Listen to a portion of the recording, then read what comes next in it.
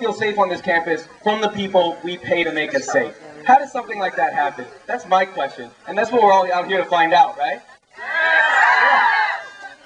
So, clearly, we have some policies on this university that don't really reflect the interests of us as students, do they? Because they're harming us physically as students. And that's because those policies weren't necessarily designed with students in mind. And that's something we see frequently at this university, or at any university. This university is ours. We run it. We pay the fees. It's designed for us. And the administration and the police always need to keep that in mind whenever they make these new policies.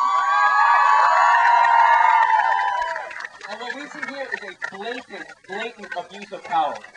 And how does something like that happen?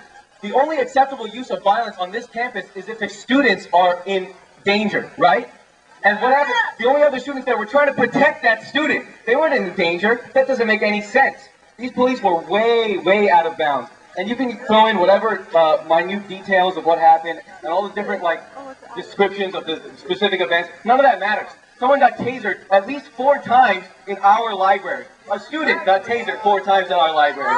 At least one of those times while that student was handcuffed. Does that make sense? No! That's right! Do the police make you feel safe? No! And they're the police. And what response did we get from the administration? The response we got from the administration was, students must carry their identification cards at all times in order to ensure their safety. From who? The police! 1984. Again, that doesn't make any sense. Whose university? Our university! Whose university? Our university! Whose university? Our university! On his behalf, I'd like to say that he has been distraught. He's been covered by media all this time. He can't focus on any of his coursework. Neither can other witnesses, such as myself. And I think that people need to understand one important thing that was not shown on the tape. He was leaving the library. His backpack was on his shoulder. He was walking out of the library when the police officers approached him. And people need to understand that. This did not happen at place. To the point that it did after 20 to 30 students are trying to stop him. And that's what people need to know. UCPD, you disgust me. UCPD, you disgust me. UCPD, you disgust me. UCPD, you disgust me. UCPD, you disgust me.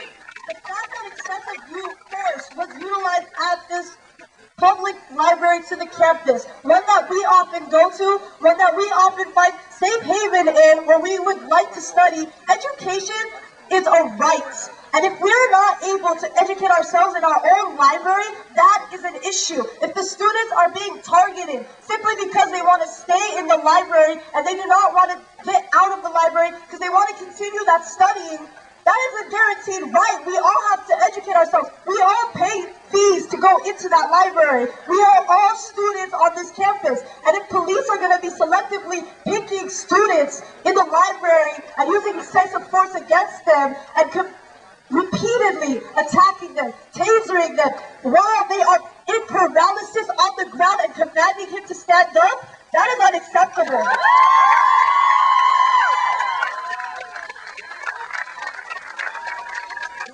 Please, all the parents, do you feel like your kids are safe at some university you're sending them off to and to be tased by cops and God knows what else? If you guys feel passionate about it, as I know you guys do, please call the chancellor, write into the chancellor. Just demand some answers. Demand that there's an independent investigation. The police officers are immediately suspended pending the outcome of the investigation or whatever that leads to. Fire!